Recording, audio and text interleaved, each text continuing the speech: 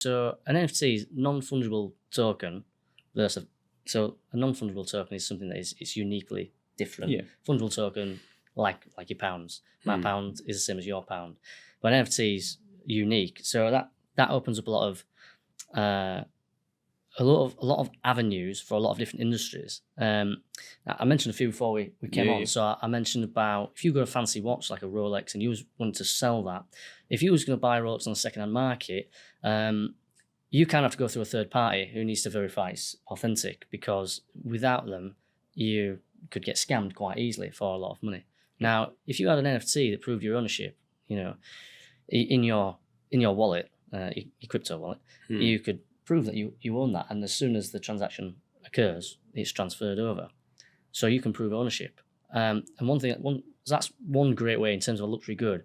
Another luxury goods that I think would revolutionize, we didn't talk about this before actually, is in the fashion industry. So in the fashion industry, it's known for the throwaway culture. It comes into season and then it's discarded, and it's massive waste. It's reported loads in the media. So you imagine like the Gucci's, and actually, I'll talk about cars afterwards as well. So I'll just get another thought in my head. So now it's going to incentivize people to one, proves authenticity. So if you sell it on, you're getting the right thing. It's not a fake. But two, you can build into, so you can have smart contracts in cryptocurrencies. So if I take it back a little bit further, just so you understand this. So there's Ethereum, which is a different type of cryptocurrency. Now that, actually Ether's the currency, but Ethereum's the platform, and you can build applications on this platform. And on this platform, in the applications, you can build in smart contracts. So if X happens, then Y automatically triggered. That's really, really important, because when that happens, what you can do is you can build into that contract that maybe the original owner of that gets a little bit of the transaction fee. And that's common, happens, really good for the artists, artist industry. Because if you think, let's say we're an artist, we made an absolute masterpiece, let's say we're Da Vinci, right? And he's in today's world, and he's flogged his painting once. I bet the first time he sold his painting, for 100 million that it's worth today, it'd be for, God, a few hundred quid or whatever. And then he's renowned as an absolute masterpiece, and now it's worth hundreds of millions.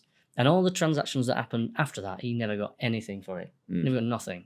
So he's not really gained much. All the investors in between him, they made loads. But now it's opened up a whole new possibility for artists in all creatives, really, where they can then continue to earn off their pieces of work. And really, why shouldn't they? That it was their piece of work. Yeah. So bringing this back down to the fashion industry, Gucci and all these fashion designers, they can now have the authenticity for resale, but also they can build in transaction fees that they're going to gain from. So you think now, if you're this brand, you're going to make sure that you're high quality goods, because now you're not just building a product that sells the one time, you multiple times could be sold. Same could happen with cars. You're not going to have throwaway car culture. You're going to have, the Volkswagens that are maybe last a bit longer.